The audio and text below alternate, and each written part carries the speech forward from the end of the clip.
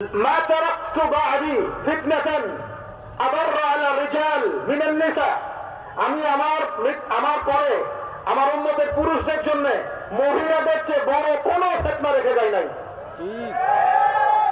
এটা হারাম অবস্থাতেও ফিতনা হতে পারে, হারাম অবস্থাতেও ফিতনা হবেই হবে, হালাল হয়ে গেলেও ফিতনা হতে পারে যদি সেটা খাদিজার মতো না হয়।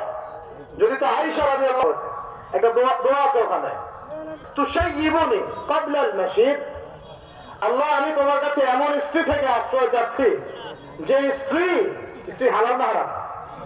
হালাল। হালাল। আমি আল্লাহ তোমার কাছে এমন স্ত্রী থেকে আশ্রয় চাচ্ছি যে আমাকে বার্ধক্যের আগেই বুড়া বানায় দিবে। কথা বুঝতে পারো?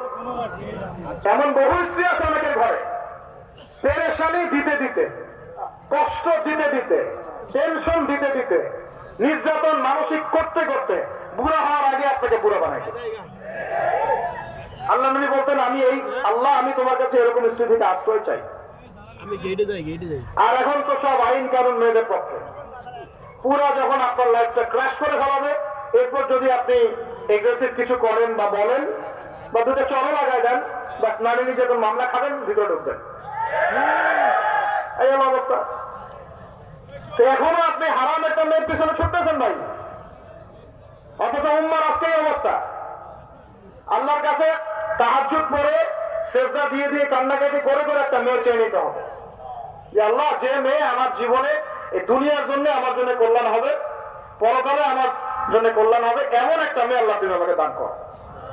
আমি খুঁজতে যাচ্ছি না, আমি খুঁজতেও যাবো না, কোথাও কোনো হারাম সম্পর্কেও যাবো না। আল্লাহ তুমি আমাকে আসমান থেকে বলো, আসমান থেকে নাজিল করে দাও। আল্লাহ পাক চাইলে সেটাও করতে পারে, পারেন না? রিজিকের ফয়সালা কোথায় হয়? আসমানে হয়।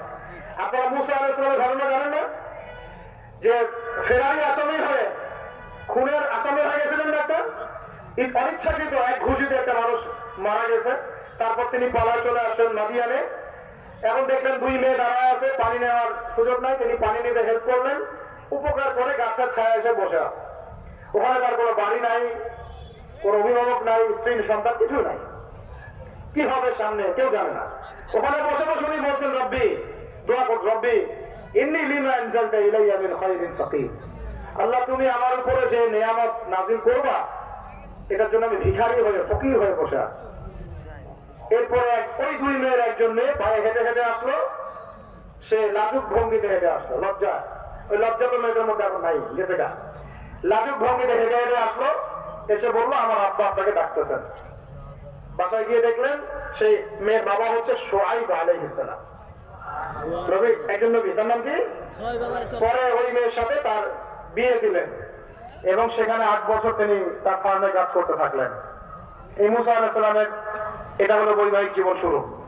দেখেন রিজিক পায়ে হেঁটে মুসা আলাইহিস সালামের কাছে আসছে, আছে নাই?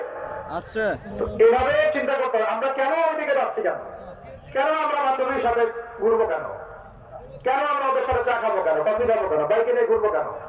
আপনার কোনো গায়রত নাই, ব্যক্তিত্ব নাই? আপনি আল্লাহর সামনে দাঁড়াবেন, দোয়া করবেন, আল্লাহ